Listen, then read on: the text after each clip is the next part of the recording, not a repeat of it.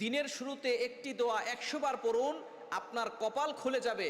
আল্লাহ পাক রব্বুল আলামিন আপনার গুনাহ মাফ করবেন, আল্লাহ তাআলা আপনার সম্মান বাড়িয়ে দিবেন, আল্লাহ তাআলা সওয়াব দিবেন এই পরিমাণ যে আপনি কল্পনা করতে পারবেন না।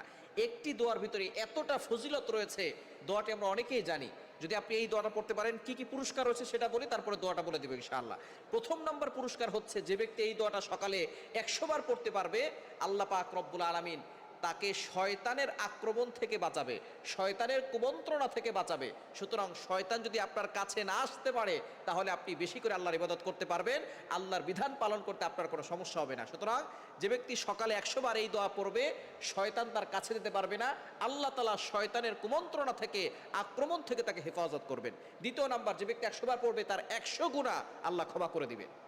সুবহানাল্লাহ বলতে পারলেন না? যে ব্যক্তি 100 বার পড়বে, আল্লাহ তাআলা তার 100টি গুনাহ ক্ষমা করে দিবে।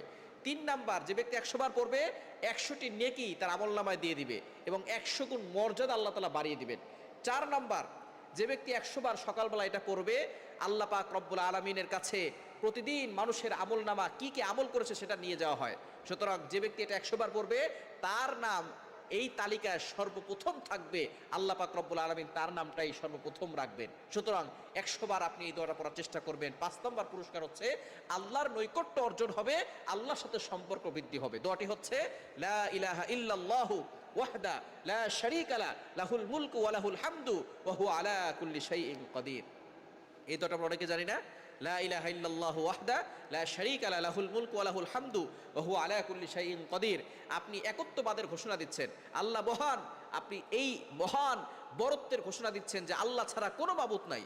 লা ইলাহা ইল্লাল্লাহু ওয়াহদা লা শারীকা লা, আল্লাহকে ছাড়া আপনি কাউকে অংশীদার করতে চান না, একমাত্র আল্লাহর ইবাদত করতে চান।